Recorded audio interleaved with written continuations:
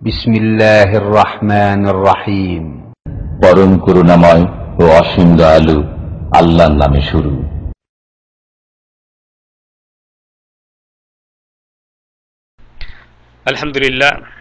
আলহামদুলিল্লাহ নাহমাদুহু ওয়া নাস্তাঈনুহু ওয়া নাস্তাগফিরুহু ওয়া নু'মিনু বিহি ওয়া নাতাওয়াক্কালু আলাইহি ওয়া নাউযু বিল্লাহি মিন শুরুরি আনফুসিনা ওয়া মিন সাইয়্যাতি আমালিনা মান ইয়াহদিহিল্লাহু ফালা মুদিল্লা লাহু ওয়া মান ইউদ্লিলহু ফালা হাদিয়া লাহু ওয়া আশহাদু আন লা ইলাহা ইল্লাল্লাহু ওয়াহদাহু লা শারীকা লাহু ওয়া আশহাদু আন্না মুহাম্মাদান আবদুহু ওয়া রাসূলুহু আল্লাযী আরসালাহু বিল হাক্কি বাশীরান ওয়া নাযীরা ওয়া দাঈয়ান ইলাল্লাহি বিইذনিহি ওয়া সিরাজাম মুনীরা।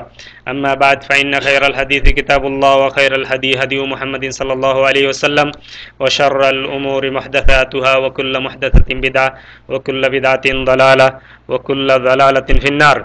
أما بعد وقد قال الله تعالى في كلامه المجيد والفرقان الحميد بعد أعوذ بالله من الشيطان الرجيم بسم الله الرحمن الرحيم سبحان الذي أسرى بعبده ليلا من المسجد الحرام إلى المسجد الأقصى الذي باركنا حوله لنريه من آياتنا إنه هو السميع البصير. যাবতীয় প্রশংসা সেই মহান রব্বুল আলামিনের জন্য, যিনি আমাদের খালেক, যিনি আমাদের মালিক, যিনি অসংখ্য অগণিত নিয়ামত দিয়েছেন, যিনি হেদায়েত করেছেন, যিনি এই চন্দ্রকে সৃষ্টি করেছেন, সূর্যকে সৃষ্টি করেছেন, যিনি সমস্ত নবীগণকে আমাদের হেদায়েতের জন্য পাঠিয়েছেন। যে আল্লাহ রাব্বুল আলামিন আমাদের প্রিয় নবী মুহাম্মদ রাসূলুল্লাহ সাল্লাল্লাহু আলাইহি সাল্লামকে মেরাজের রজনীতে 7 আকাশ পার করে সিদরাতুল মুনতাহাতে নিয়েছেন, জান্নাত দেখিয়েছেন, জাহান্নাম দেখিয়েছেন, আল্লাহ পাকের অনেক অনেক নিদর্শনগুলি আল্লাহ পাক দেখিয়েছেন। সেই আল্লাহর প্রশংসা করি, আমরা বলি আলহামদুলিল্লাহ। দুরূদ ও সালাম সমস্ত নবীদের উপর, বিশেষ করে নবীদের ইমাম, নবীকুল শিরোমণি, আমাদের প্রিয় নেতা, প্রিয় নবী মুহাম্মদ রাসূলুল্লাহ সাল্লাল্লাহু আলাইহি ওয়াসাল্লামের উপর। আল্লাহুম্মা সাল্লি আলা মুহাম্মদ ওয়া আলা আলি মুহাম্মদ কামা সাল্লাইতা আলা ইব্রাহিম ওয়া আলা আলি ইব্রাহিম ইন্নাকা হামিদুম মাজিদ। আল্লাহুম্মা বারিক আলা মুহাম্মদ ওয়া আলা আলি মুহাম্মদ কামা বারাকতা আলা ইব্রাহিম ওয়া আলা আলি ইব্রাহিম ইন্নাকা হামিদুম মাজিদ। এই তো মাত্র রজব মাস চলে গেল। কয়েকদিন আগে বাংলাদেশে ধুমধাম করে এই শবে মেরাজ পালন করা হলো, কিন্তু এই দেশের এদের পয়সাপাতি অনেক আছে আমাদের দেশের তুলনায়। এরপরে সরকারিভাবে এরা ছুটিও দিল না, আর এই দিনে এরা কিছু খরচ করল না। অন্যান্য দিনের মতো কোন দিন যে শবে মেরাজ হয়ে গেল এই দেশে, এটা আমরা জানতেও পারি নাই। এই দেশের মানুষ এই শবে মেরাজ আদায় করে না। আচ্ছা, যান আপনি মক্কাতে যান, মদিনাতে যান, এরপরে আরব যে দেশগুলি, কুয়েত, কাতার, আবুধাবি, দুবাই, আরো যে সমস্ত গালফের দেশগুলি আপনি ঘুরে দেখেন, এখানে এরা শবে বরাত করে না, শবে মেরাজও করে না। এরপরে কি কয়, আরো ওই যে কি কয় 11 ইয়াজ দহম, দুয়াজ দহম, আরো কি অনুষ্ঠান আমরা করি, অনেক দিবস আমাদের আছে, এরা কিন্তু এগুলি পালন করে না। তো এখন এরা করে না, আমরা করি। আমাদেরকে জানা দরকার যে আসলে কারা ঠিক কারা বেঠিক। আমরা যে করলে এটা কি হবে, করা কেমন, আর না করা কি, তারা করতেছে তাদেরটা ঠিক কিনা, আমরা কি ভুলের মধ্যে আছে কিনা, এইসব বিষয়গুলি আমাদেরকে জানতে হবে, জানা দরকার। তো এই শবে মেরাজ এর ব্যাপারে কোরআনে কারিমে এবং হাদিস শরীফে কি আসছে এবং এর শিক্ষা কি। রাসূলুল্লাহ সাল্লাল্লাহু আলাইহি ওয়াসাল্লাম মেরাজে গেছেন, এটা সত্য, এটা কোরআনে কারিম দিয়ে সাব্যস্ত। সূরা নাজমে একবারে প্রথম থেকে এর আলোচনা, সূরা বনী ইসরাইল বা সূরা ইসরা এর শুরু থেকেই সুবহানাল্লাযী আসরা বিআবদিহি লাইলাম মিনাল মাসজিদিল হারামি ইলাল মাসজিদিল আকসাল্লাযী বারাকনা হাওলাহু লিনুরিয়াহু মিন আয়াতিনা। আল্লাহ পাক বলতেছেন সুবহানাল্লাযী আসরা বিআবদিহি, সেই সত্তার পবিত্রতা যিনি ভ্রমণ করিয়েছেন। ইসরা মানে নৈশকালীন ভ্রমণ, রাত্রিকালীন ভ্রমণ, এটাকে ইসরা বলা হয়। আসরা বিআবদিহি, তিনি ইসরা করেছেন, ভ্রমণ করিয়েছেন তার বান্দাকে, অর্থাৎ গোলামকে। আমাদের দেশে আমরা বয়ান শুনছি, বেয়াইয়ের বাড়ি গেলে কত কিছু লইয়া যায়। হ্যাঁ, তো তুমি আমার বন্ধু, আমার বাড়িতে আসছো, কি নিয়ে আসছো আমি আল্লাহ জানতে চাই। এখানে কিন্তু আল্লাহ বেয়াইও বলেন নাই, বন্ধুও বলেন নাই, কি বলছেন? আসরা বিআবদিহি, আল্লাহ পাক মেরাজ করিয়েছেন তার গোলামকে। আব্দুল অর্থ কি? গোলাম। তো নবীও কি আল্লাহর গোলাম? আল্লাহ পাক বলেন লাইয়াস্তানকিফাল মাসিহু আইয়াকুনা আবদান লিল্লাহ। ঈসা আলাইহিস সালাম, যাকে তোমরা আল্লাহর ছেলে বলো, ঈসা কিন্তু লজ্জিত হয় না আল্লাহর গোলাম হিসাবে পরিচয় দিতে। ঈসার কি হয় না? লজ্জা হয় না। কোন নবীরাই আল্লাহর গোলাম হতে কি হয় না? লজ্জা বোধ করে না।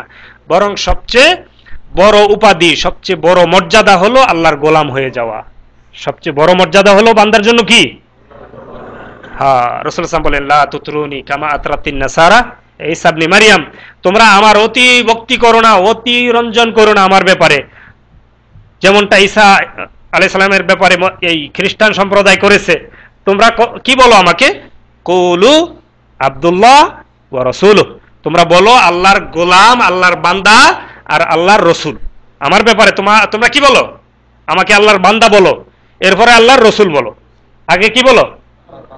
হ্যাঁ, আমরা ওয়া আশহাদু আন্না মুহাম্মাদান আবদুহু ওয়া রাসূলুহু, রাসূল সাল্লাল্লাহু আলাইহি ওয়াসাল্লাম হলেন আল্লাহর কি কয় গোলাম এবং রসুল। গোলাম আর বান্দা একটাই, বান্দা এবং রসুল, গোলাম এবং রসুল। তো কোন নবী আল্লাহর গোলাম হতে কি করেন না? লজ্জা বোধ করেন না, বরং এটা গৌরব, আমাদের গর্ব, আমরা আল্লাহর গোলাম। একমাত্র মাথা নত করি কার সামনে? আল্লাহর সামনে, আর কারো সামনে নয়। কিছু লোক আছে একটা বড় পাহাড় পাথর দেখলে এটা পূজা করে, বড় একটা গাছ দেখলেই পূজা করে, একটা সাপ দেখলে, হনুমান দেখলে কি করে? হ্যাঁ, হনুমান অনেক লাফাইতে পারে, এটার মধ্যে শক্তি আছে, এটারই পূজা করতে হবে। গরু এটার অনেক উপকার, গাবি এটার কি করে?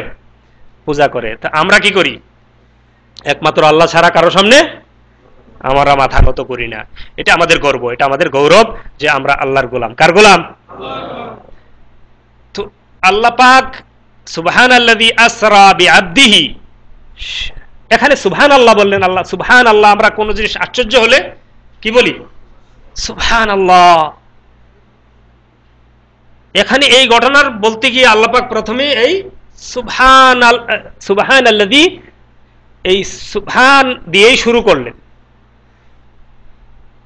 তো আসলে ঘটনাটা আশ্চর্যজনক যে একটা রাতের কিছু অংশ, পুরা রাত নয়, এক রাতে রাসূল সাল্লাল্লাহু আলাইহি ওয়াসাল্লাম, দুইটা বর্ণনা আসছে। একটা বর্ণনা হলো কাবার চত্বরে হাতিমেই তিনি শুয়েছিলেন, আর একটা অপর বর্ণনা আসছে যে বিবি উম্মে হানির ঘরে তিনি শুয়েছিলেন।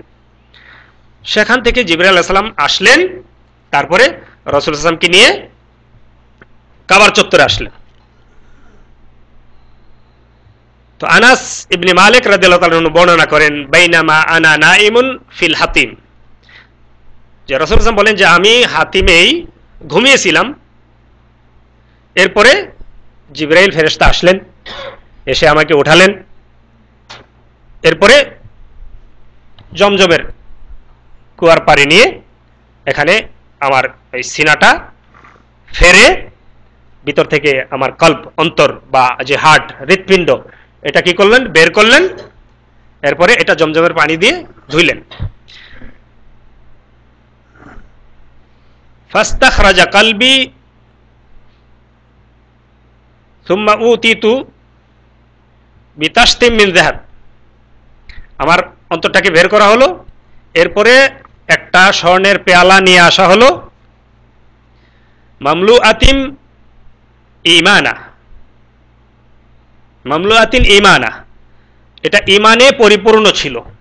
অন্য একটা বর্ণনায়, অপর হাদিসে আসছে যে ঈমান এবং হিকমত, হিকমত মানে প্রজ্ঞা, জ্ঞান, ঈমান এবং জ্ঞান দিয়ে এই পেয়ালাটা পরিপূর্ণ ছিল। এইগুলি, এই পেয়ালা থেকে যা ছিল সবগুলি কি করা হলো? রাসূল সাল্লাল্লাহু আলাইহি ওয়াসাল্লামের অন্তরে ঢেলে দেওয়া হলো। এরপরে আবার এই হার্ট ভিতরে রাখা হলো এবং সেলাই করে দিলেন। সাহাবায়ে কেরামদেরকে রাসূল সাল্লাল্লাহু আলাইহি ওয়াসাল্লাম দেখাইছেন, ওনারা দেখতে পাইছেন যে এই বুকের মধ্যে যে শিলিগুলি করা আছে। সুম্মা উতিতু আল বুরাক, এরপরে আমার কাছে নিয়ে আসা হলো বোরাক। বোরাক একটা জন্তু এমন যে এটা হলো দুন আল বাগলি ও ফাউকাল হেমারি, এটা হলো গাদার চেয়ে বড় এবং খচ্চরের চেয়ে ছোট, আবিয়াদ, আর এটার রং ছিল অত্যন্ত সাদা। ইয়াদাউ খাতওয়াহু ইনদা আকসা তারাফি, বোরাক একটা কদম এখানে রাখে আর একটা কদম চোখের দৃষ্টি যতটুক যায় অতটুক গিয়ে আরেকটা কদম ফেলে। এত দ্রুত গতি যে এখান থেকে চোখের দৃষ্টি যতটুকু যায়, খোলা ময়দানে আমরা আমাদের এলাকায় থাইকে যখন গাছের উপরে উঠতাম তখন দেখতাম যে ওই ঢাকার এয়ারপোর্টের বাতিগুলি দেখা যায়, ওদিকে ওই যে 24 তলা বিল্ডিং দেখা যায়, আরো তো এখন তো অনেক বিল্ডিং হয়েছে। আমাদের বাড়ি থেকে এমনি দেখা যায় না, একটু উপরে উঠলে দেখা যায় তো ঢাকার বিল্ডিং টিল্ডিং গুলো দেখা যায়। তো অথচ অনেক দূর। তো একটা পা এখানে রাখে, আবার আরেকটা পা রাখে গিয়া যেখানে একবারে চোখের দৃষ্টি যেখানে গিয়ে শেষ হয় ওইখানে।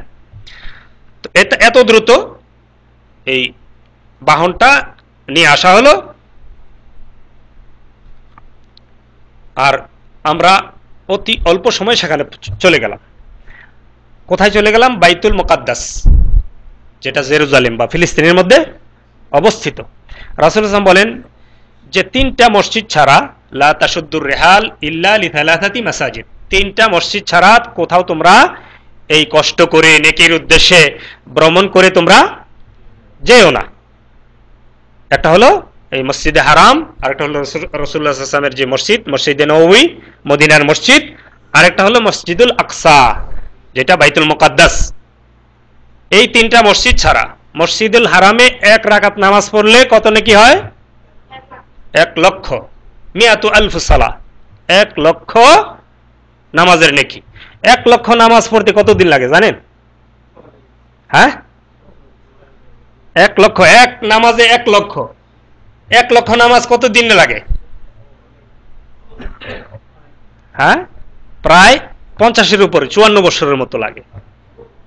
আপনি বাইতুল্লাহ একটা নামাজ পড়লেন, এত নামাজের কি হয়ে গেল? নেকি আপনি পেয়ে গেলেন। এই জন্য চেষ্টা করা উচিত বেশি বেশি। এক ওয়াক্তে যদি 50-এর উপরে হয় তাহলে 2 ওয়াক্ত পড়তে পারলে মোটামুটি জীবনের পুরো নামাজ ওই হ্যাঁ পড়া শেষ, তাহলে আর পড়া লাগবে না নাকি? হ্যাঁ, পড়তে হবে, পরেও পড়তে হবে, কিন্তু নেকি কিন্তু পেয়ে গেলেন, নেকি পেয়ে গেলেন, বোনাস হয়ে গেছে। তো এই জন্য বেশি বেশি করা। বাংলাদেশ থেকে হাজী সাহেবেনরা আসে, মদিনায় গিয়ে 40 ওয়াক্ত নামাজ পড়ে, আর মক্কা এসে ঘরে নামাজ পড়ে। বেশিরভাগ বুড়া বুড়া হাজী তো খোঁজ নিয়ে দেখবেন রুমে বসা নামাজ পড়ে। হ্যাঁ, এখানে একটা নামাজ পড়লে কত নামাজের নেকি হয়? 1 লক্ষ নামাজের নেকি। আপনি হিসাব করে দেখেন, 1 লক্ষ রে এই 5 দিয়া ভাগ করেন, বাইরে যাব কত দিন হয়। এরপরে যখন মদিনায় যাবেন, রাসূল সাল্লাল্লাহু আলাইহি ওয়াসাল্লাম বলছেন যে দ্বিতীয় মসজিদ হলো মসজিদে এই নববী, যেটা আমার মসজিদ, মসজিদি হাজা, আমার এই মসজিদ। তো এইখানে নামাজ পড়লে কত নেকি হয়? কেউ কইল 50, কেউ কইল 1000, যেটা হাদিসে আসছে। এখন আপনি বাড়াইলেও চলবে না, কমাইলেও কোনো ক্ষমতা আপনার নাই। হাদিসে আসছে যে আলফ সালাহ, এখানে হলো 1000 হ্যাঁ নামাজের নেকি হয়। তো বাইতুল মুকাদ্দাস সেখানে 2টা বর্ণনা পাওয়া যায়। একটা বর্ণনায় আসছে 500, তবে এই হাদিসটা জয়ীফ, দুর্বল। আরেকটা সহিহ হাদিস, এটা হলো 250। বাইতুল মুকাদ্দাস যে মসজিদের মেরাজ নিয়ে যাওয়া হলো রাসূল সাল্লাল্লাহু আলাইহি ওয়াসাল্লামকে মেরাজে, তো এখানে 250 নেকি সহিহ হাদিসের যেটা প্রমাণ পাওয়া যায়। তো এটা ছিল, এই বাইতুল মুকাদ্দাস ছিল মুসলমানদের প্রথম কিবলা। প্রথমে মুসলমানরা ওইদিকে ফিরেই নামাজ পড়ত। এরপরে রাসূল সাল্লাল্লাহু আলাইহি ওয়াসাল্লাম চাইতেন যে কাবা ঘরকে যেন কি করা হয়। হ্যাঁ হ্যাঁ হ্যাঁ হ্যাঁ। তো ফিলিস্তিনে ইসরায়েলদের দখলে যারা ইহুদিদের, হ্যাঁ, তো এই ইহুদিদের দখলে আছে বাইতুল মুকাদ্দাস। এটা রাসূল সাল্লাল্লাহু আলাইহি ওয়াসাল্লাম কি করতেন, যখন মক্কাতে ছিলেন তখন এই কাবা শরীফের সামনে দাঁড়ায়া আবার বাইতুল মুকাদ্দাসকেও সামনে রাখতেন, মানে দুইটাই সামনে। রাসূল সাল্লাল্লাহু কাবাকে কেবলা হিসাবে চাইতেছিলেন। যখন মদিনায় চলে গেলেন তখন আর দুইটা সামনে রাখা যায় না, মুশকিল হয়ে গেল। এখন রাসূল সাল্লাল্লাহু ওই দিকেই ফিরে নামাজ পড়ে, কিন্তু বারবার আল্লাহ পাকের দিকে তাকায়, আকাশের দিকে বারবার তাকান। আল্লাহ পাক বলতেছেন কাদ নারা তাকাল্লুবা ওয়াজহিকা ফিস সামা, হে রাসূল সাল্লাল্লাহু আলাইহি ওয়াসাল্লাম তোমার এই বারবার আকাশের দিকে তাকানো এটা আমি দেখে ফেলছি, তোমার মনের কাকুতি, তোমার মনের আকাঙ্ক্ষা আমি বুঝেছি। ফাওয়াল্লি ওয়াজহাকা শাতরাল মসজিদিল হারাম, তোমার চেহারা তুমি মসজিদে হারামের দিকেই ফিরাও, এইটাকেই কি করো, এটাই তোমার কেবলা, যেই কেবলা কেবলাতান তারদাহা, যেই কেবলা তুমি চাচ্ছ এটাই তোমাকে কেবলা বানিয়ে দিলাম, এটাকে কেবলা করে তুমি কি করো, নামাজ আদায় করো। নামাজ পড়তেছিলেন, 2 রাকাত নামাজ হয়ে গেল, এরপরে আল্লাহর হুকুম হলো নামাজের মধ্যে রাসূল সাল্লাল্লাহু আলাইহি ওয়াসাল্লাম কি করলেন, মুখটা কাবার দিকে ফিরে দিলেন। সে মসজিদ এখনো আছে, মসজিদে কিবলাতাইন বলা হয় মদিনায়, 2 কিবলার মসজিদ বলা হয় না, সেখানে এটা আয়াতটা নাজিল হয়েছিল। তো এই বাইতুল মুকাদ্দাস যেটা মুসলমানদের প্রথম কিবলা, রাসূলুল্লাহ সাল্লাল্লাহু আলাইহি ওয়াসাল্লাম এই বোরাক নিয়ে জিবরাইল আলাইহিস সালামের সাথে করে চলে গেলেন কোথায়, বাইতুল মুকাদ্দাস। এই বাইতুল মুকাদ্দাসের দূরত্ব হলো মক্কা থেকে 850 কিলোমিটার। তখনকার সময়ে ঘোড়ায় হোক বা ওটে হোক বা যে সমস্ত যানবাহন ছিল, যাইতে 1 মাস লাগত, আবার আসতে 1 মাস, 2 মাসের পথ। তা রাসূলুল্লাহ সাল্লাল্লাহু আলাইহি ওয়াসাল্লাম চোখের পলকেই চলে গেলেন, এই মুহূর্তের মধ্যে সেখানে চলে গেলেন। মক্কার কাফেররা এটা বিশ্বাস করতে পারে নাই। যাই হোক, এটা অবাক হয়ে গেছে তারা। আমরা পরে এই কথাগুলি বলবো ইনশাআল্লাহ। এখানে আমরা অগ্রসর হই যে রাসূলুল্লাহ সাল্লাল্লাহু আলাইহি ওয়াসাল্লাম বললেন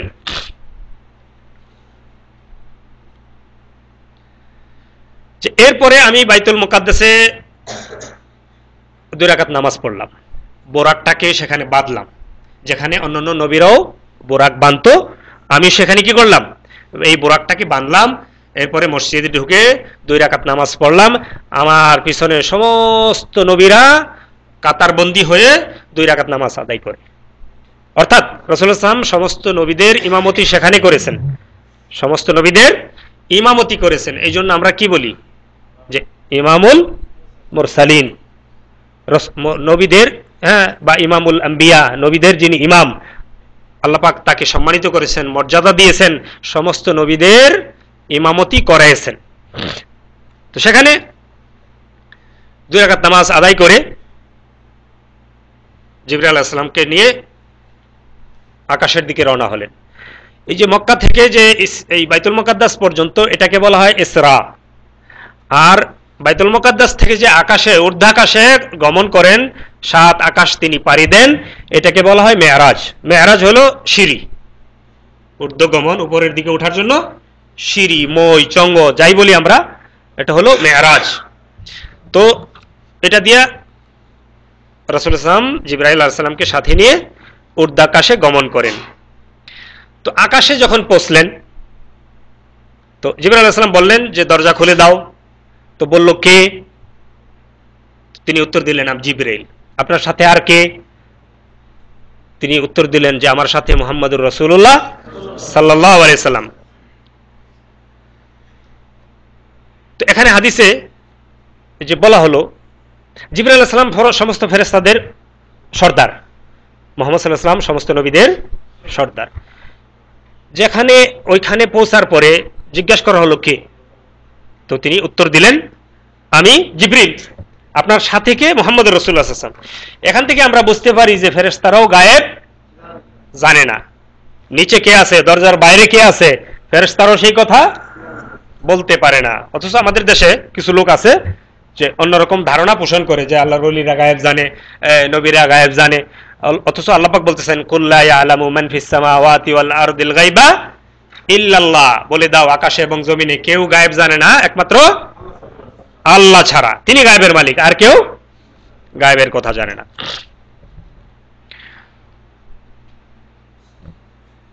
তো এরপরে আকাশের দরজা খুলে দেওয়া হলো। আমি প্রথম আকাশে যাওয়ার পরেই আমি দেখতে পেলাম একজনকে, আমাকে বলা হলো হাদা আবুকা আদম ফাসাল্লিম আলাইহি, এটা হলো তোমার পিতা আদম, তাকে সালাম করো। আমি আদম আলাইহিস সালামকে দেখলাম, আমাকে বলা হলো এটা তোমার পিতা আদম, তাকে তুমি সালাম দাও। আমি সালাম করলাম, তিনি সালামের জবাব দিলেন। এরপরে তিনি বললেন মারহাবাম বি ইবনে সালেহ ওয়ান নবিয়্যু সালেহ, যে মারহাবা, শুভেচ্ছা, স্বাগতম, ওয়েলকাম, যে ইবনে সালেহ ওয়া নবিয়্যু সালেহ, তুমি হলা কি আমার নেককার সন্তান এবং নেককার একজন নবী। সেখানে রাসূল সাল্লাল্লাহু দেখলেন যে আদম আলাইহিস সালামের ডান দিকে কিছু লোক, অনেকগুলি লোক, বাম দিকে অনেকগুলি লোক। যখন ডান দিকে তাকায় আদম আলাইহিস সালাম হাসে, বামে যখন তাকায় তখন কেঁদে ফেলে। তো জিজ্ঞাসা করা হলো, উত্তর আসলো যে ডান দিকে যারা আছে এরা হলো নেককার, এরা হলো জান্নাতি, আদমের সন্তান, এরা হলো কি জান্নাতি। এই জন্য ওদের দিকে দেখে আদম আলাইহিস সালাম হাসেন, খুশি হয়। আর যখন বাম দিকে তাকায়, বাম দিকে এগুলি হলো আসহাবুশ শিমাল, অর্থাৎ বামপন্থী এই লোকগুলি হলো জাহান্নামী। তো তাদের দিকে যখনই দেখে, নিজের সন্তান তো, আদমের সন্তান সব জাহান্নামী, পৃথিবীতে যত লোক আসবে সবাই কি কাফের হোক আর মুমিন হোক সবাই কি আদমের সন্তান। এরা এদের দিকে চাইয়ে আদম আলাইহিস সালাম কেঁদে ফেলেন, কারণ এরা কি হবে জাহান্নামে যাবে। এরপরে আদম আলাইহিস সালাম রাসূলুল্লাহ সাল্লাল্লাহু আলাইহি ওয়াসাল্লামের জন্য দোয়া করলেন। এরপরে তিনি চলে গেলেন দ্বিতীয় আকাশে। এই আকাশগুলি খুব সহজ না, খুব পাতলা না। এর বর্ণনা আমরা এর আগে করেছি যে বাইনাহুমা মাসিরাতু 500 আম, এক আকাশ থেকে আরেক আকাশের দূরত্ব হলো 500 বছর রাস্তা। এক আকাশ থেকে আরেক আকাশের দূরত্ব হলো 500 বছর রাস্তা। এরপরে একটা আকাশ ভেদ করতে, একটা আকাশের যে পুরুত্ব, একটা আকাশ কতটুকু মোটা, এই আকাশটা পার হতে আবার 500 বছর লাগে। অর্থাৎ প্রথম আকাশটা পার হয়ে দ্বিতীয় আকাশে পৌঁছতে এইভাবে 1000 বছরের রাস্তা। একটা দ্রুত গতি সম্পন্ন একটা বাহন দিয়ে আপনি যদি যান 1000 বছর লাগবে এই প্রথম আকাশ পার হতে। তো এরপরে দ্বিতীয় আকাশে যখন গেলেন তখন সেখানে ইয়াহইয়া ওয়া ঈসা, সেখানে সাক্ষাৎ করলেন দুইজন, ইয়াহইয়া আলাইহিস সালাম এবং ঈসা আলাইহিস সালাম। ঈসা আলাইহিস সালাম রাসূলুল্লাহ সাল্লাল্লাহু আলাইহি ওয়াসাল্লাম বললেন যে আমি দেখলাম যে তার যেমন মাত্র গোসল করে আসলে চুল থেকে যেমন পানিগুলি পড়তে থাকে, এইরকম এই অবস্থায় আমি তাকে দেখলাম।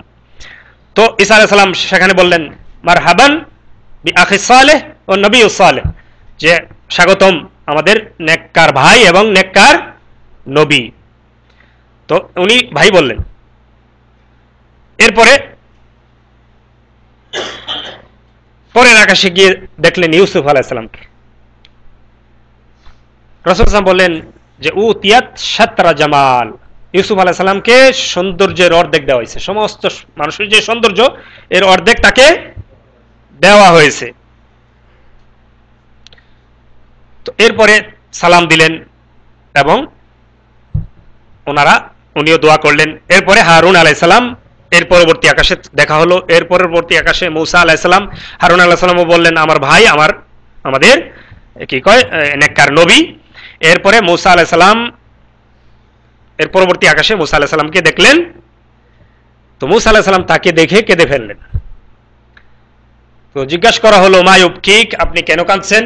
তিনি বললেন যে আমার পরে ইনি আসলেন, আমার অনেক পরে, অথচ ওনার উম্মত আমার উম্মতের অনেক আগে জান্নাতে চলে যাবে এবং ওনার উম্মতের সংখ্যা আমার উম্মতের চেয়ে অনেক অনেক গুণ বেশি হবে, এই জন্য আমি কেঁদে ফেললাম। তো এরপরে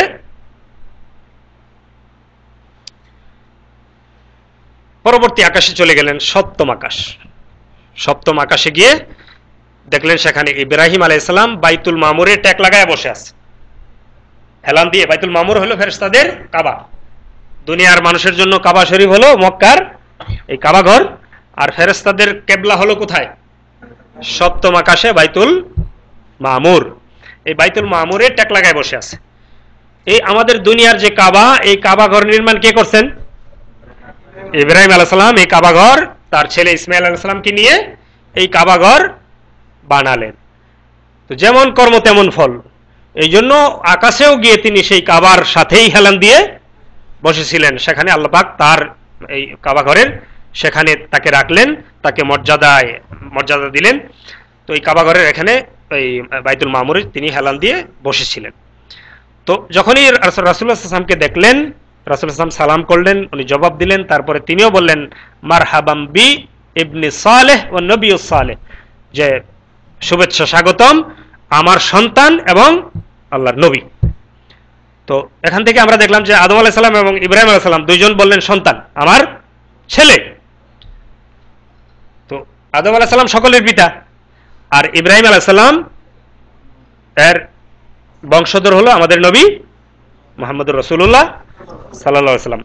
আর বনী ইসরায়েলের যে অন্যান্য নবীগুলি এরা হলো ইসহাক আলাইহিস সালামের বংশধর, আর এই ইব্রাহিম আলাইহিস সালামের যে অপর ছেলে ইসমাইল, যাকে ওই যে কুরবানি দেওয়া হয়েছিল, ইসমাইল আলাইহিস সালামের বংশধর হলো আমাদের প্রিয় নবী মুহাম্মদুর রাসূলুল্লাহ সাল্লাল্লাহু আলাইহি ওয়াসাল্লাম। তো এরপরে রাসূলুল্লাহ সাল্লাল্লাহু আলাইহি ওয়াসাল্লাম বলেন সুম্মা রুফি'তু ইলা সিদরাতিল মুনতাহা, এরপরে 7 আকাশ পাড়ি দিয়ে আমি চলে গেলাম একবারে শেষ বর্ডার, শেষ সীমানা, সিদরাতুল মুনতাহা। সিদরা হলো এই বড়ই, সেখানে একটা বড়ই গাছ আছে। রাসূলুল্লাহ সাল্লাল্লাহু আলাইহি ওয়াসাল্লাম বলেন ওয়াইদা ওয়ারাকুহা মিসলা আযানিল ফিয়ালা, এই গাছের পাতা হলো হাতির কানের মতো বড়, এবং তার ফলগুলা হলো এই মটকা আছে না, মটকা বা কলস, বড় কলস, এইরকম কলসের মতো। তো আমি দেখলাম যে গাছটায় একটা নূরের ছটা গাছটার মধ্যে এসে পড়লো। এটা এত সুন্দর হয়ে গেল যে এটা কেউ ভাষায় প্রকাশ করতে পারবে না এটা কত সুন্দর। এই গাছের গোড়ার থেকে 4টা নদী বের হয়ে গেল, 2টা ভিতর দিকে, 2টা বাহিরের দিকে, 2টা নদী জান্নাতের দিকে চলে গেছে। তো এখানে এই সিদরাতুল মুনতাহা গেলেন। এরপরে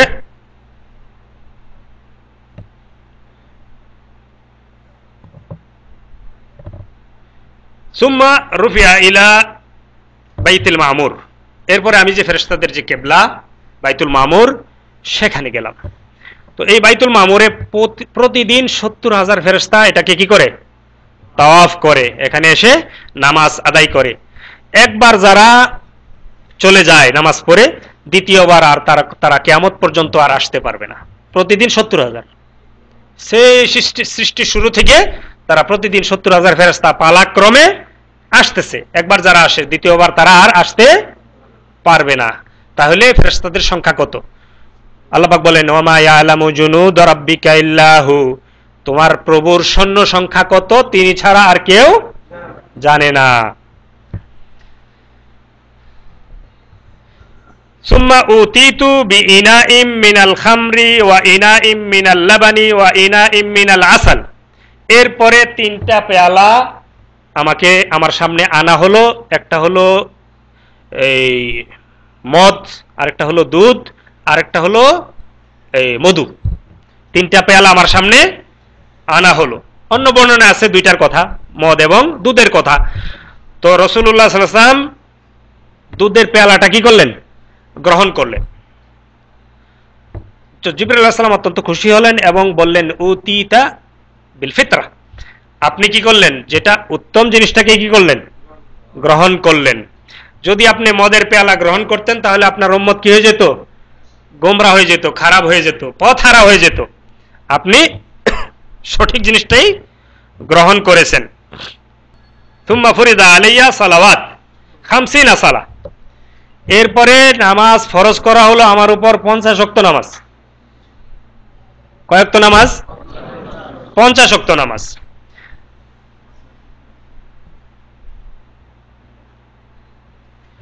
তো এরপরে যখন নামাজ নিয়ে আমি চলে আসতেছিলাম তখন সাক্ষাৎ হলো মূসা আলাইহিস সালামের সাথে। তো মূসা আলাইহিস সালাম বললেন যে আপনি আল্লাহর কাছে গেলেন, সেখান থেকে কি নিয়ে আসলেন?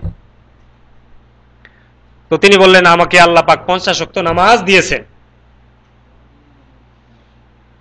তো মূসা আলাইহিস সালাম বললেন দেখেন, আমি তো আপনার আগে নবী হয়ে বনী ইসরাইল বংশে গিয়েছিলাম, আমি দেখে আসছি এই 50 ওয়াক্ত নামাজ আপনার উম্মত আদায় করতে পারবে না। ফারজি ইলা রাব্বিকা ফাসআলহু আত-তাখফীফ লিউম্মাতিক, যে আপনি আপনার আল্লাহর কাছে ফিরে যান এবং আপনার উম্মতের জন্য আপনি একটু আল্লাহর কাছে আরজি পেশ করেন যে তিনি যেন কি করে, নামাজ আরো কম করে দেয়। ফারাজাতু ফাওয়াদা আন্নি আশারা, আমি এরপরে আল্লাহর কাছে গেলাম, এরপরে 10 ওয়াক্ত আল্লাহ পাক কমাই দিলেন, তাহলে 40 হয়ে গেল। আবার মুসা আলাইহিস সালামের কাছে আসলেন, হ্যাঁ কি খবর? মুসা আলাইহিস সালাম এবারও ছাড়লেন না, বললেন আপনি আবার যান, এই 40 ওয়াক্ত নামাজ কি করতে পারবেন আপনার উম্মত? কারণ আমি তো দেখে আসছি আমার উম্মতের অবস্থা, আপনি যান, আবার কি করেন, কমাই দিতে বলেন। এইবার আমি আবার গেলাম, যাওয়ার পরে আরো 10 কমিয়ে দিল। আবার আসলেন, আবার গেলেন, আবার আসলেন, আবার গেলেন। এরপরে যখন মাত্র 10 ওয়াক্ত রইল, মুসা আলাইহিস সালাম এবারও কি করলেন, বললেন যে ইয়া রাসূলুল্লাহ আপনি আবার যান, আবার গিয়ে আল্লাহকে কি করেন, আবার বলেন একটু কমাই দিতে। তো এবার আল্লাহ পাক বলেন ঠিক আছে যাও, আরো 5 ওয়াক্ত কমাই দিলাম। তো এবার মুসা আলাইহিস সালাম বললেন যে দেখেন আপনি আবার যান, আবার গিয়ে বলেন আরো কমাই দিতে। তো রাসূলুল্লাহ সাল্লাল্লাহু আলাইহি ওয়াসাল্লাম বলেন যে সাআলতু রাব্বি হাত্তা আস্তাহইয়াইতু, আমি কি করলাম আল্লাহ পাকের কাছে চাইতে চাইতে এখন আমার একটা শরম লেগে গেছে, আমি আর কি করব না, আর পারবো না, আমি কি এটুকুই সন্তুষ্ট, যথেষ্ট। আল্লাহ পাক 50 5 এনে দিছে, আর কত, হ্যাঁ 45 নাই, তা আমি আর যেতে পারবো না, আমি কি করলাম, আমার লজ্জা পায়, আমি লজ্জা করে আমি আর যেতে পারবো না। তো আল্লাহ পাক কি বললেন, আমযাইতু ফারিদাতি ওয়া খাফফাফতু আলা ইবাদি, আমি আমার যে ফরজ 50 ওয়াক্ত এটা ঠিকই রাখলাম, আমার বান্দার জন্য এটাকে আমি পাস করে দিলাম নেকির দিক থেকে। বান্দা নামাজ কেন পড়ে? আল্লাহর কাছ থেকে কিছু নেকি পাওয়ার জন্য। তো আল্লাহ পাক বলতেছেন যে 50 আমার 50ই থাকলো নেকির দিক থেকে, তবে আমি আমার বান্দার জন্য কমায়ে দিলাম, সে 5 ওয়াক্ত পড়বে কিন্তু নেকি পাবে 50 ওয়াক্তের। তো খাফফাফতু আলা আবদি, আমার বান্দার জন্য আমি কি করে দিলাম, সহজ করে দিলাম। আচ্ছা, অনেক ইবাদত, সব ইবাদতই দুনিয়ায় ফরজ হইছে।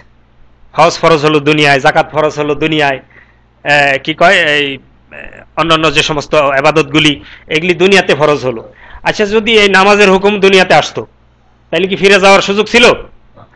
হ্যাঁ, মেরাজের রাতে যদি ফরজটা না হইয়া অন্যদিন হতো 50-50ই থাইকা যাইতো, তাইলে আমরা প্রতি 28 মিনিট পরে পরে নামাজ পড়া লাগতো। এখন তো ফজর আজান দিলে আধা ঘন্টা পরে হয় আকামতের পরে নামাজ পড়তে আবার কতক্ষণ সময়, নামাজের পরে আবার বসে বসে একটু জিকির আজকারও করে, আসরের পরে 20 মিনিট সময়, এশার পরে 20 মিনিট সময়, জোহরের পরে 20 মিনিট পরে কি হয়, জামাত হয়। জামাত পড়তে আবার 5-6 মিনিট লাগে না? এরপরে মসজিদ থেকে আবার সুন্নত টুন্নত পড়া বাইরে হইতে কয় মিনিট? তো যদি প্রতি 28 মিনিট পরে পরে একটা নামাজ আসে, তাইলে মসজিদ থেকে বাইরে হওয়ার আর কায়দা নাই। এক নামাজ পড়া আজান দিলে দেখা গেল আরেক ওযু টুজু কইরা, হ্যাঁ হ্যাঁ একটু নামাজ টামাজ পড়া একটু জামাতের বাস এখানেই শেষ। তাহলে আল্লাহ পাকের একটা রহমত যে আল্লাহ পাক আমাদের জন্য কি করে দিলেন, অত্যন্ত হালকা করে দিলেন। এই 5 ওয়াক্ত নামাজ হওয়ার পরেও অনেকের ভাগ্যেই এই নামাজ পড়া হয়ে ওঠে না। অনেকে 4 ওয়াক্ত করে ফজরের নামাজে উঠতে পারে না। আল্লাহ পাক ইচ্ছা করলে ফজরের নামাজ আরো দেরি করে দিতে পারতেন, জোহরের সময় একবারে দুই ওয়াক্তের নামাজ পড়ে নাও, তো ফজরের আগে সূর্য ওঠার আগে এই নামাজটা পড়তে হবে। তো আল্লাহ পাক বলেন যে নামাজকে ওয়াক্ত মতো আমি ফরজ করেছি, ইন্নাস সালাতা কানাত আলাল মুমিনিনা কিতাবাম মাওকুতা, নামাজকে আমি ওয়াক্ত মতো ফরজ করেছি। তো একবারে পড়ে দিলে আল্লাহর কি সমস্যা? না, এটা আমাদের জন্য পরীক্ষা। তো রাসূলুল্লাহ সাল্লাল্লাহু আলাইহি ওয়াসাল্লাম বলেন যে আসকালুস সালাতি আলাল মুনাফিকিন সালাতুল ইশা ওয়া সালাতুল ফজর, মুনাফিকের জন্য কঠিন নামাজ হলো 2টা, এশার নামাজ এবং ফজরের নামাজ। তবে এখন এশা আর সমস্যা হয় না, কারণ এখন এই কারেন্ট হয়ে গেছে শহর এলাকায়, মানুষ ঘুমায় একটু দেরিতে। হ্যাঁ, আগের যুগে সারাদিন কাজকর্ম কইরা মানুষ সন্ধ্যার পরে কি এসে যেত, ঘুম আসা যেত, অন্ধকার হয়ে গেলে তখন আর মসজিদে যাওয়ার মতো মন মানসিকতা থাকতো না, শুয়ে পড়তো। তো এখন আমাদের ফজরের নামাজে কত কষ্ট এটি বোঝা যায়। ফজরের জন্য ডাকা হয় আসসালাতু খায়রুম মিনান নাওম, ঘুম থেকে নামাজ ভালো উত্তম। তো আমরা কি করব, এই আল্লাহ পাকের এই 5 ওয়াক্ত নামাজ যথা নিয়মে আদায় করব। নামাজ যদি ছেড়ে দেয় মানুষ কি হয়ে যায়, ইসলামের গণ্ডি থেকে বের হয়ে যায়। নামাজ ছেড়ে দিলে সে এই দিনটাকেই নষ্ট করে উঠল। বুনিয়াল ইসলামু আলা খামস, ইসলামের মূল স্তম্ভ হলো কয়টা? 5টা। এর মধ্যে ঈমানের পরেই হলো নামাজ, নামাজের গুরুত্ব অপরিসীম। যে ব্যক্তি নামাজ দাঁড়িয়ে পড়তে পারে সে দাঁড়িয়ে পড়বে, না পারলে বসে পড়বে, না পারলে শুয়ে শুয়ে পড়বে। অসুস্থ হলেও নামাজ কিন্তু কি নাই, মাপ নাই। এটা নিয়মিত আদায় করতে হবে। আল্লাহ পাক যেন আমাদের এই 5 ওয়াক্ত নামাজ আদায় করার তৌফিক দান করেন। এটা হলো মেরাজের সবচেয়ে বড় শিক্ষা, মেরাজের সবচেয়ে বড় পাওনা। মেরাজ থেকে রাসূল সাল্লাল্লাহু আলাইহি ওয়াসাল্লাম কি নিয়ে আসলেন? এই 5 ওয়াক্ত নামাজ নিয়ে আসলেন। তো আমরা আল্লাহ পাকের কাছে দোয়া করি আল্লাহ পাক যেন কি করেন, আমাদেরকে এই নামাজগুলি যথা নিয়মে আদায় করার তৌফিক দান করেন। মেরাজে আল্লাহ পাক কখন নিয়ে গেলেন রাসূলুল্লাহ সাল্লাল্লাহু আলাইহি ওয়াসাল্লামকে? রাসূলুল্লাহ সাল্লাল্লাহু আলাইহি ওয়াসাল্লামকে আল্লাহ পাক মেরাজে কখন নিয়ে গেলেন? যখন এই মক্কার লোকেরা রাসূলুল্লাহ সাল্লাল্লাহু আলাইহি ওয়াসাল্লামের বিরোধিতা করতেছিল, তার কথা কেউ মানতেছে না। উনি বারবার চেষ্টা করেও কখনো বিভিন্ন সময় জুলুম নির্যাতনের শিকার হন।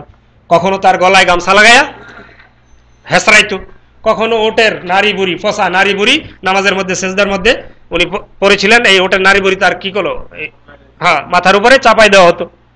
কখনো তাকে গালি দেওয়া হতো পাগল বলে, তো জাদুকর বলে।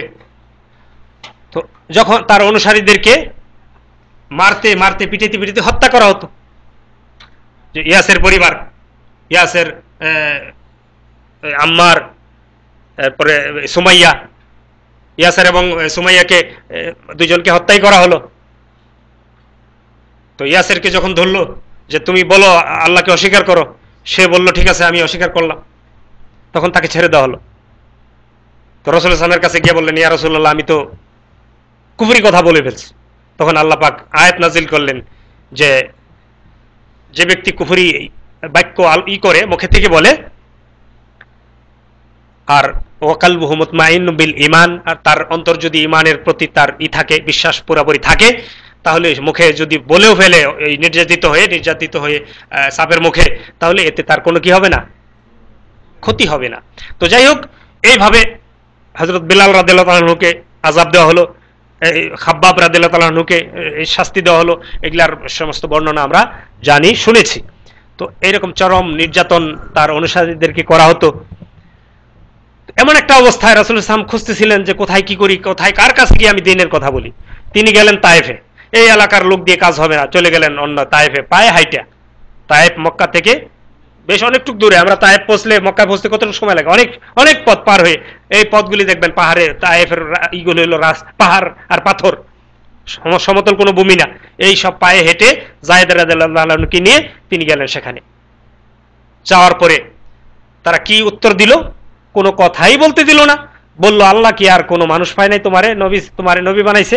তুমি একটা এতিম, তুমি একটা গরিব অনাথ মানুষ, তোমাকে আল্লাহ এই আরবে কি যোগ্য গণ্যমান্য লোক নাই? আল্লাহ তাদেরকে নবী বানাইতে পারলো না? তোমার মতো একটা এরকম লোককে নবী বানালো?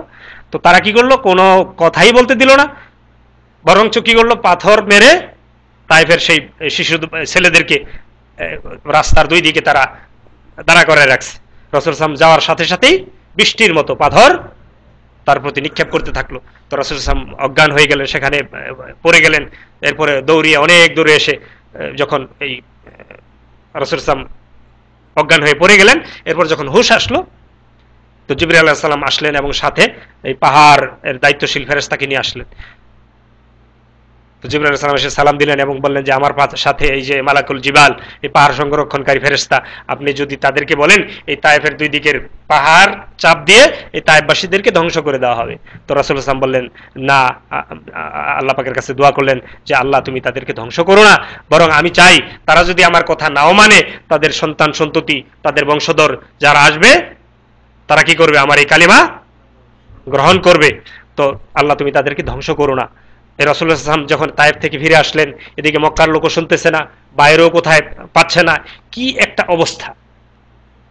এদিকে মা খাদিজা, তার সহধর্মিণী, তিনি মারা গেলেন। তার একমাত্র সহধর্মিণী, বিরাট একটা আশ্রয় ছিল খাদিজা রাদিয়াল্লাহু তাআলা আনহা, তো তিনিও মারা গেলেন। রাসূল সাল্লাল্লাহু আলাইহি ওয়াসাল্লাম অত্যন্ত দুঃখিত হলেন। এরপরে তার চাচা আবু তালেব একটা দুর্গের মতো ছিল, হেসনুন হাসিন, যত বিপদ আপদ, এই বালা মুসিবত আর ঝড়ঝপটা, কাফেরদের যত বিরোধিতা শত্রুতা, আবু তালেব কি করছেন? এগুলি প্রতিহত করতেন, ফিরে রাখতেন। যখন আবু তালেব এই মারা গেল ওই বছরই, এই যে নবুয়তের 10ম বৎসরে। এই জন্য রাসূল সাল্লাল্লাহু আলাইহি ওয়াসাল্লাম বলতেন এটাকে আমুল হুজন বা চিন্তার বৎসর। তো এখানে বিভিন্ন দিক থেকে যখন মানুষ তাকে নির্যাতন করতেছে, আর এদিকেও বিভিন্ন বিপদ আপদ বালা মুসিবতে রাসূল সাল্লাল্লাহু আলাইহি ওয়াসাল্লাম একবারে মনক্ষুণ্ণ হয়ে গেছেন। এরপরে আল্লাহ পাক তখনই তাকে মেরাজে নিয়ে গেলেন। অর্থাৎ হে রাসূল, যে আল্লাহ পাক বলছেন ইন্না মাআল উসরি ইসরা, কষ্টের পরে কি আসে? সুখ আসে। আল্লাহ পাক কি করলেন? রাসূলুল্লাহ সাল্লাল্লাহু আলাইহি ওয়াসাল্লামকে সান্ত্বনা দিলেন যে দেখো দুনিয়ার মানুষ তোমাকে অমান্য করলেও আকাশবাসীরা তোমাকে কত সম্মান করে, এবং আল্লাহর নবীরা, আল্লাহর ফেরেশতারা তাকে শুভেচ্ছা স্বাগতম দিয়ে যখন রাসূলুল্লাহ সাল্লাল্লাহু আলাইহি ওয়াসাল্লাম আল্লাহ পাকের সেই বড় বড় নিদর্শনগুলি দেখলেন, জান্নাত দেখলেন, জাহান্নাম দেখলেন, তার হৃদয় প্রশান্ত হয়ে গেল। এই সম্মান আল্লাহ পাক তাকে এত সম্মানিত করলেন, রাসূলুল্লাহ সাল্লাল্লাহু আলাইহি ওয়াসাল্লামের অন্তর কি হয়ে গেল? একবারে প্রশান্ত হলো। তো এইখান থেকে মেরাজ, এই সময়ে রাসূলুল্লাহ সাল্লাল্লাহু আলাইহি ওয়াসাল্লামকে আল্লাহ পাক মর্যাদা দান করলেন।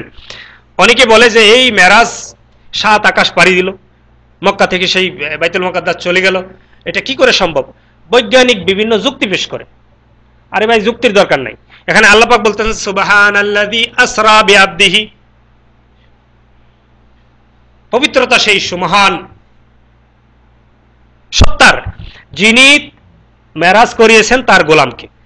তো মেরাজ করিয়েছেন কে? করিয়েছেন আল্লাহ পাক করেছেন। নবী মেরাজে যান নাই, তাকে মেরাজে নেওয়া হয়েছে। কে নিছে? আল্লাহ। এখন যদি প্রশ্ন করেন আল্লাহ নিল কেমনে, নবী গেল কেমনে, এটা একটা প্রশ্ন হতে পারে। কিন্তু এখানে নবী যান নাই, নিছে আল্লাহ। তো আল্লাহ নিল কেমনে এই প্রশ্ন করা কোন মানে বুদ্ধিমান লোকের পক্ষে এই প্রশ্ন করা উচিত নয়।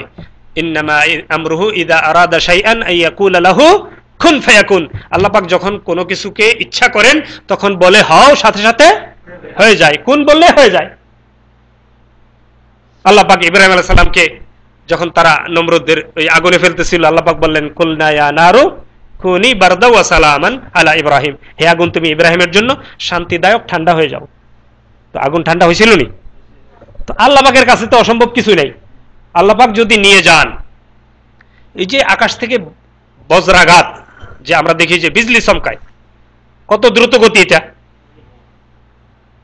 আলোর গতি কত, মানুষ যে বিভিন্ন এই যে ক্ষেপণাস্ত্র এবং এই রকেট মানুষ তৈরি করছে, এগুলির গতি কত, মানুষ যদি পারে তাহলে আল্লাহ পাক পারবে না? আল্লাহ পাক পারে না এমন কিছুই নাই। ইন্নাল্লাহা আলা কুল্লি শাইইন কাদির, আল্লাহ পাক সব বিষয়ে ক্ষমতাবান। তো নবী যান নাই, সেখানে আল্লাহ পাক বলছেন আমি আমার গোলামকে নিয়ে গেছি। তাইলে আর বৈজ্ঞানিক যুক্তিরও দরকার নাই যে কেমনে গেল, কেমনে নিল। ছোট একটা বাচ্চা পাহাড়ের উপরে তার আব্বার কোলে, হ্যাঁ বাচ্চাটাকে নিয়ে চলে গেছে। এখন যদি আপনি বলেন এই বাচ্চা কেমনে উঠলো পাহাড়ের উপরে, কেমনে উঠছে না, হ্যাঁ নিয়ে যাইছে আরেকজনে, হ্যাঁ তার সেখানে নিয়ে গেছে, সে উঠে নাই। তো রাসূলুল্লাহ সাল্লাল্লাহু আলাইহি ওয়াসাল্লাম নিজে যান নাই, তাকে নিয়ে যাওয়া হয়েছে। তাহলে অবাক হওয়ার, অস্বীকার করার কিছুই নাই। এখানে মেরাজ করে যখন আসলেন, কাবার চত্বরে বসা ছিলেন রাসূলুল্লাহ সাল্লাল্লাহু আলাইহি ওয়াসাল্লাম। তো আবু জাহেল যাইতেছে। তো আবু জাহেল কিন্তু এমনি, আবু জাহেল হয়তো মূর্খের বাপ। আবু জাহেল অর্থ কি? মূর্খের বাপ। কিন্তু আসলে হ্যাঁ মূর্খ ছিল না, হ্যাঁ ছিল কি? আবুল হাকাম। আবুল হাকাম মানে পণ্ডিতের বাপ, মানে একবারে ফাজিল চালাক ছিল। হ্যাঁ চালাক ছিল, ফাজিল চালাক।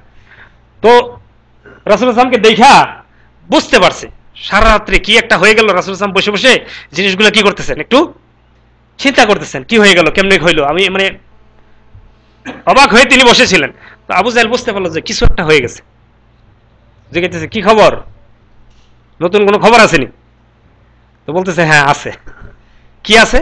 যে গত রাত্রে আমি ওই ফিলিস্তিনে বাইতুল মুকাদ্দাসে গেছিলাম, সেখানে নামাজ পড়লাম, এরপরে এই সপ্ত আকাশ পাড়ি দিয়ে জান্নাত দেখলাম, জাহান্নাম দেখলাম, আল্লাহ পাকের আরো অনেক নিদর্শন দেখলাম, জাহান্নামীদেরকে কি করে সেখানে শাস্তি দেওয়া হচ্ছে এগুলি আমি সেখানে দেখলাম। এরপরে আবার ওই ফিরে আসলাম। হ্যাঁ, তো বলতেছে তুমি যে আমার সাথে কথাটা বলছো এটা কি এই সবার সাথে বলতে পারবা তো? আবু জাহেল মনে করলো এবার একটা সুযোগ পাওয়া গেছে। আমরা যে বলি পাগল হয়ে গেছে, বেদিন হয়ে গেছে, তো এটা আজকে প্রমাণ করতে কি হবে, খুব সহজ হবে। সেই লোকজন জমা করতে থাকলো। আগে গেল আবু বকর রাদিয়াল্লাহু তাআলার কাছে, গিয়ে বলতেছে, আবু বকর, তুমি কি মনে করো যে এক রাত্রে সেই বাইতুল মুকাদ্দাস যাওয়া এবং সেখান থেকে ফিরে আসা সম্ভব? তিনি বললেন, কখনোই না, অসম্ভব ব্যাপার, কারণ যাইতে আইতে কমসে কম 2 মাস লাগবে। বলতেছে, জানো এই কথা কে বলছে? তো কে বলছে? তো তুমি যারে নবী মানো, তোমার নবী এই কথা বলছে। তো আবু বকর রাদিয়াল্লাহু তাআলা জিজ্ঞাসা করেন, তুমি কি তোমার নিজে কানে শুনেছ? তো আবু জাহেল বলতেছে যে আমি নিজে কানে শুনেছি। আবু বকর রাদিয়াল্লাহু তাআলা বলেছেন যে আমার নবী যদি বলে থাকে তাহলে এটা অবশ্যই হয়েছে, আমি এটা পুরাই বিশ্বাস করি। তো সে বলল, তোমার মাথা খারাপ হয়ে গেছে। বলতেছে, আমরা মুহূর্তের মধ্যে আকাশ থেকে জিবরাইল ফেরেশতা চলে আসে ওহী নিয়ে, এটা আমরা বিশ্বাস করি। আর রাসূলুল্লাহ সাল্লাল্লাহু আলাইহি ওয়াসাল্লামকে আল্লাহ পাক নিয়ে গেলেন আর আবার ফিরিয়ে দিলেন, এটা কি আমরা বিশ্বাস করতে পারি না? তো রাসূলুল্লাহ সাল্লাল্লাহু আলাইহি সাল্লাম সর্বপ্রথম আবু বকর রাদিয়াল্লাহু তাআলা আনহু এই অপকটে কোনো বিনা প্রশ্নে এই কথাটাকে মেনে নিলেন, বিশ্বাস করলেন এবং তিনি ঘোষণা করলেন যে আমার নবী যদি বলে থাকে তাহলে তিনি সত্যি বলেছেন, তার মেরাজ সত্যি হয়েছে। ইয়া রাসূলুল্লাহ, আপনার মেরাজ কি হয়েছে? সত্যি হয়েছে। তা আবু বকর রাদিয়াল্লাহু তাআলা আনহুকে রাসূলুল্লাহ সাল্লাল্লাহু আলাইহি ওয়াসাল্লাম বললেন যে তুমি এতদিন শুধু আবু বকরই ছিলে, আজকে থেকে তুমি হলা এই উম্মতের সিদ্দিক, অর্থাৎ সত্যবাদী। সত্যকে যে অপকটে মেনে নিতে পারে সে হলো সিদ্দিক। নবীদের পরে হলো সিদ্দিকদের মর্যাদা, নবিয়িনা ওয়া সিদ্দিকিনা ওয়া শুহাদা ওয়া সালিহিন। নবী, এরপরে হলো সিদ্দিক, এরপরে হলো শহীদ, এরপরে হলো নেককার লোকদের মর্যাদা। তো এই মেরাজে আমাদের দেশে অনেক রকম বয়ান করা হয় যে মেরাজে গেল, সেখানে 27 বছর পার হয়ে গেল। এই মর্মে কোনো দলিল কোরআনেও নাই, হাদিসেও নাই। সেখানে আল্লাহ পাক রাসূলুল্লাহ সাল্লাল্লাহু আলাইহি ওয়াসাল্লাম বলেছেন, রাআইতু রাব্বি আযজা ওয়া জাল্লা, আমি আমার মহামহিমান্বিত প্রভুকে সেখানে দেখেছি। আমরা এই ক্লাস 4 না 5 এর ফিকহ বইয়ে পড়ছি, সেখানে হাদিসের কোনো রেফারেন্স দেওয়া নাই। রাআইতু রাব্বি আযজা ওয়া জাল্লা, আমি আমার মহামহিমান্বিত প্রভুকে দেখেছি। কোথায় আছে? কোন হাদিসে আছে? একটা জায়গায় লিখে দিলে হলো আরবি একটা কথা যে আমি আমার আল্লাহকে দেখেছি। তো মা আয়েশা রাদিয়াল্লাহু তাআলা আনহাকে জিজ্ঞাসা করা হলো, সহিহ মুসলিমে এই মর্মে হাদিস বর্ণিত হয়েছে, আন মাসরুকিন কাল, মাসরুক থেকে হাদিস বর্ণিত, তিনি মা আয়েশাকে জিজ্ঞাসা করেছিলেন যে হাল রাআ মুহাম্মাদুন রাব্বাহ, মুহাম্মদ সাল্লাল্লাহু আলাইহি ওয়াসাল্লাম কি তার প্রভুকে দেখেছেন? তো মা আয়েশা উত্তর দিলেন, মান জামা আন্না মুহাম্মাদান সাল্লাল্লাহু আলাইহি ওয়াসাল্লাম রাআ রাব্বাহু ফাকাদ আ'যামা আলাল্লাহি আল ফিরিয়া। যে ব্যক্তি ধারণা করে যে মুহাম্মদ সাল্লাল্লাহু আলাইহি ওয়াসাল্লাম আল্লাহ পাককে দেখেছে, সে আল্লাহ পাকের উপরে খুব বড় একটা মিথ্যা আরোপ করলো। কেমনে? আল্লাহ পাক বললেন, লা তুদরিকুহুল আবসার, কোন চক্ষু আমাকে দেখতে পারবে না। ওহুয়া ইউদরিকুল আবসার, আল্লাহ সকল দৃষ্টিকেই দেখবে, সকলকেই আল্লাহ পাক দেখবে, আল্লাহ পাককে কেউ দেখতে পারবে না। তো এখানে ওই মাসরুক তিনি প্রশ্ন করলেন মা আয়েশাকে যে আল্লাহ পাক বলেছেন ওয়ালাকাদ রাআহু নাজলাতান উখরা, এই যে সূরা নাজমের মধ্যে যে তিনি দ্বিতীয়বার তাকে দেখেছে। তাকে কাকে? তো উনি মনে করছিলেন আল্লাহ পাককে দেখেছে। এখানে আমাদের দেশে এরকম ব্যাখ্যা করা হয়। তো এর আগে জিবরাইল আলাইহিস সালামের কথা আল্লাহ পাক বলেছেন, আল্লামাহু শাদীদুল কুওয়া যু মাররাতিন ফাস্তাওয়া ওয়া হুয়া বিল উফুকিল আ'লা সুম্মা দানা ফাতাদাল্লা ফাকানা কাবা কাউসাইন আও আদনা। ওই যে কাবা কাউসাইন, ধনুকের 2 প্রান্ত, ধনুক টান দিলে যেমন ধনুকের 2টা পাশ একবারে কাছে চলে আসে, এরকম কাবা কাউসাইনি আও আদনা, অথবা এর চেয়ে আরো নিকটে হয়ে গেলেন। তো কার নিকটে হলেন?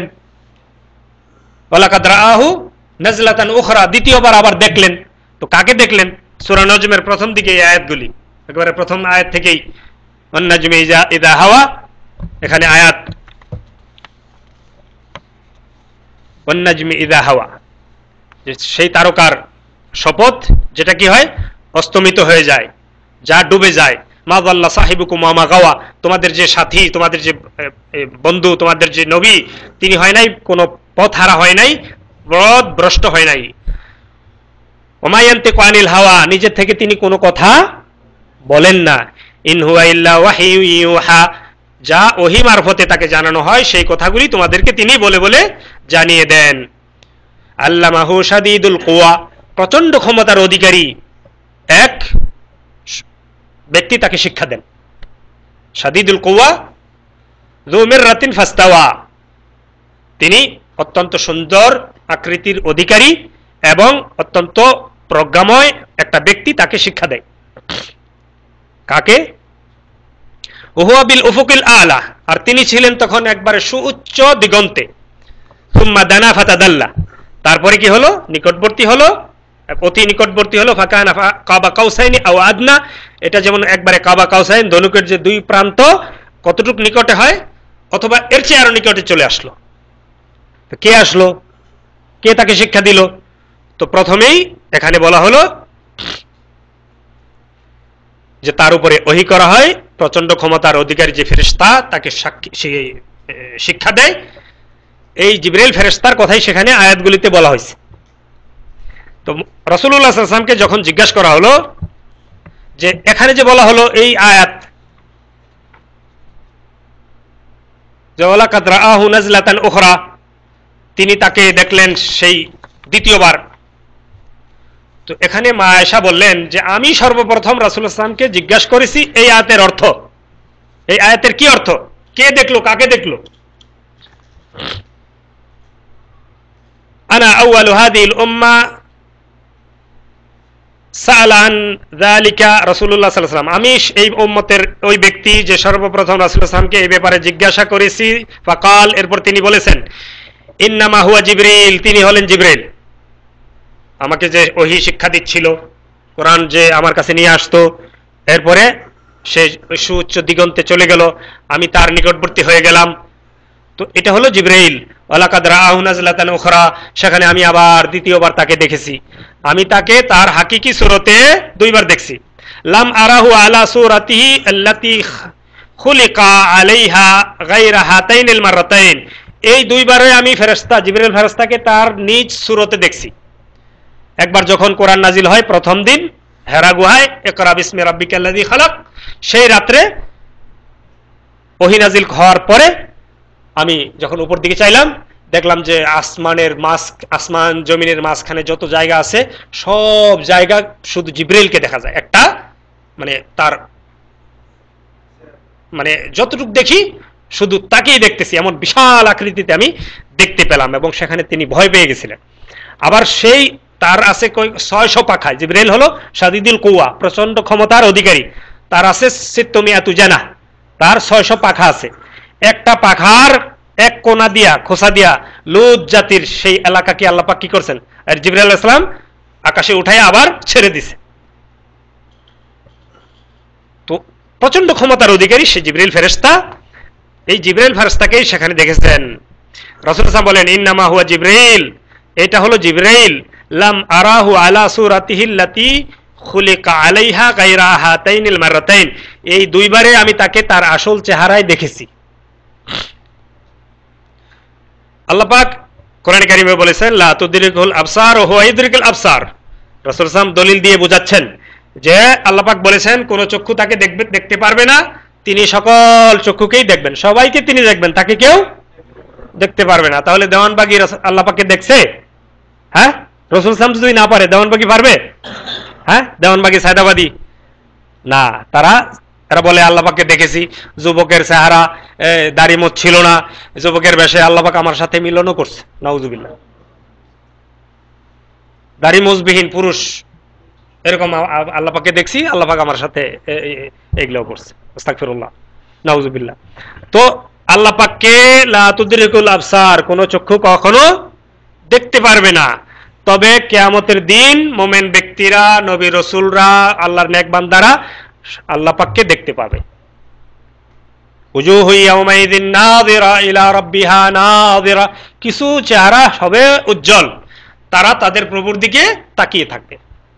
ফামান কানা ইয়ারজু লিকা রাব্বিহি ফালিয়ামাল আমালান সালিহা, যে ব্যক্তি চায় প্রভুর সাক্ষাৎ, প্রভুর সাথে সাক্ষাৎ করতে চায়, সে যেন নেক কাজ করে। ওয়ালা ইউশরিক বিইবাদাতি রাব্বিহি আহাদা, তার প্রভুর ইবাদতে যেন কাউকে শরীক না করে। আল্লাহ পাককে যারা দেখতে চায় তারা যেন কি করে? আল্লাহর সাথে কাউকে শরীক না করে। আল্লাহ পাককে যারা দেখবে, রাসূলুল্লাহ সাল্লাল্লাহু আলাইহি ওয়াসাল্লাম বলেন, ইন্নাকুম সাতারাউনা রাব্বাকুম কামা তারাউনা আল কামারা ফি লাইলাতিল বদর, পূর্ণিমার চাঁদ যেমন এই তোমরা আকাশে দেখো, লা তুদাম্মুনা বিরুয়াতিহি, এই পূর্ণিমার চাঁদ দেখতে কি হয় না? কোনো ভিড়ভাড় হয় না। দেখতে সমস্যা হয়? ভিড়ে ধাক্কাতে কি করা লাগে? তো এইভাবে তোমরা সবাই আল্লাহ পাককে এরকম স্পষ্ট দেখবা, যেমন আকাশের চাঁদ তোমরা দেখতে পাও। তাহলে পরকালে দেখা যাবে, দুনিয়ার চক্ষু দিয়ে আল্লাহ পাককে কেউ দেখতে পারবে না। মুসা আলাইহিস সালাম দেখতে চাইছিল। সূরা আরাফে এই বর্ণনা আসছে যে মুসা আলাইহিস সালাম যখন তুর পর্বতে গেলেন, আল্লাহর সাথে কথা বললেন, তখন বললেন, রাব্বি আরিনি আনজুর ইলাইক, আল্লাহ রব্বি আরিনি আনজুর ইলাইক, আল্লাহ আমাকে দেখা দাও, আমি তোমাকে দেখতে চাই। কথা বলি পর্দার আড়ালে থাইকা, আমি কি করতে, তোমাকে আমার দেখতে মনে চায়। আল্লাহ পাক কি বললেন? লান তারানি, কশিনকালও আমাকে তুমি দেখতে পারবে না। ফালাম্মা তাজাল্লা রাব্বুহু লিল জাবাল, আল্লাহ পাকের তাজাল্লি যখন এই পাহাড়ের দিকে পড়ল, রব্বি আরিনি আনজুর ইলাইক ক্বালা লান তারানি ওয়ালাকিন উনজুর ইলাল জাবাল, তুমি ওই পাহাড়ের দিকে তাকাও। ফাইন ইস্তাকাররা মাকানাহু ফাসাউফা তারানি, পাহাড় যদি তার জায়গায় স্থির থাকতে পারে আমার নূরের ঝলকে, তাহলে তুমি আমাকে দেখতে পারবে।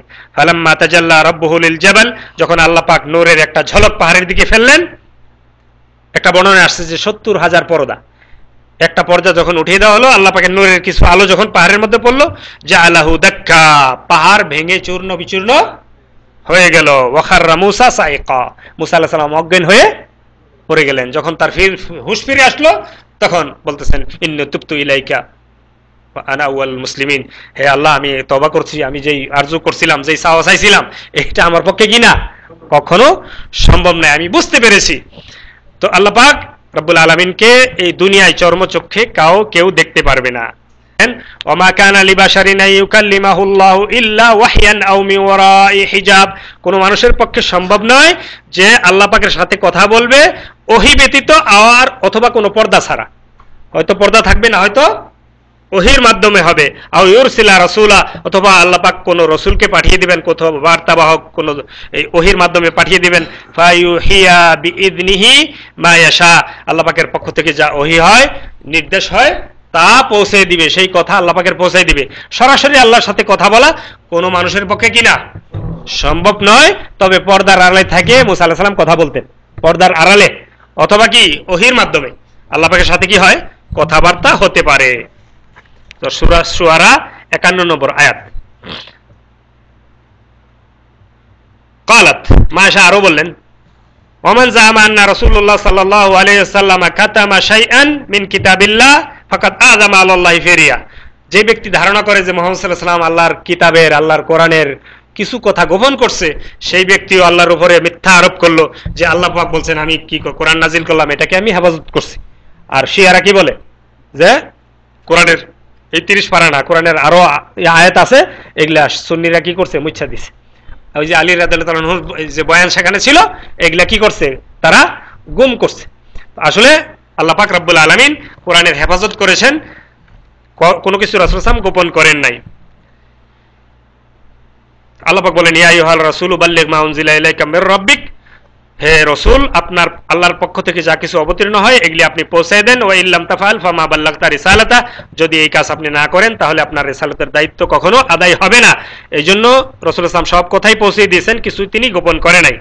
এরপরে তিনি আরো বললেন, ওমান জামা আন্নাহু ইখবিরু মা ইয়াকুনু ফি গাদিন, যে ব্যক্তি ধারণা করে যে রাসূল সাল্লাল্লাহু আলাইহি ওয়াসাল্লাম আগামীকাল কি হবে তা বলতে পারে, সেই ব্যক্তিও কি করলো, ফাকাদ আযামা আলাল্লাহিল ফিরিয়া, সেও আল্লাহর উপর কি করলো, মিথ্যা আরোপ করলো। কেননা আল্লাহ পাক বলেছেন, কুল্লা ইয়ালামু মান ফিস সামাওয়াতি ওয়াল আরদিল গায়বা ইল্লাল্লাহ, কারণ আল্লাহ পাক বলেছেন আসমান জমিনে গায়েব কেউ জানে না একমাত্র আল্লাহ ছাড়া। তো আল্লাহর কথা চিরসত্য, আকাশ জমিনে গায়েব একমাত্র আল্লাহ পাকই জানেন, অন্য আর কেউ জানেন না। আমাদের দেশে গণক আছে, হাতের রেখা দেখে বলে দেয়, আপনার এই চেহারা দেখে বলে দেয়, এরপরে আয়না ভরা দেখে, আবার সড়া ভরা দেয়, বিভিন্নভাবে আপনার কোথায় চুরি হয়েছে, কোথায় ই হয়েছে, কারে কাটা বান মারছে, এগুলি অনেক কথা, অনেক কিছু তারা বলে। অথচ সত্যিকার অর্থে গায়েবের সংবাদ অন্য কেউ জানেন না, আল্লাহ ছাড়া অন্য কেউ বলতে পারে না। তো যারা এরকম দাবি করে তারা ভণ্ড, তারা কোরআন কারিমে আল্লাহ পাক এই কথাগুলি স্পষ্ট করে বলেছেন।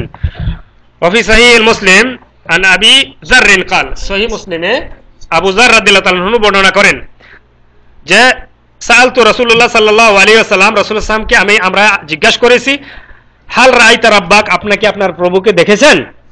তো তিনি কি বললেন? নূরুন আন্না আরা, এটা হলো একটা নূর, এটা আলো, কিভাবে আমরা দেখব? তো রাসূলুল্লাহ সাল্লাল্লাহু আলাইহি ওয়াসাল্লাম আল্লাহকে দেখেন নাই। আরো কিছু কথা ছিল, আমাদের সময় শেষ হয়ে গেছে, আমরা সময় সুযোগ পেলে আবার পরবর্তীতে আমরা বর্ণনা করব। আল্লাহ পাক যেন আমাদেরকে তৌফিক দান করেন। আকুলু কাওলি হাযা আস্তাগফিরুল্লাহ লি ওয়া লাকুম ওয়া লিসাইল মুসলিমিন। আল্লাহ পাক যেন মেহেরবানি করে আমাদের জীবনের গুনাহগুলি মাফ করে দেয়।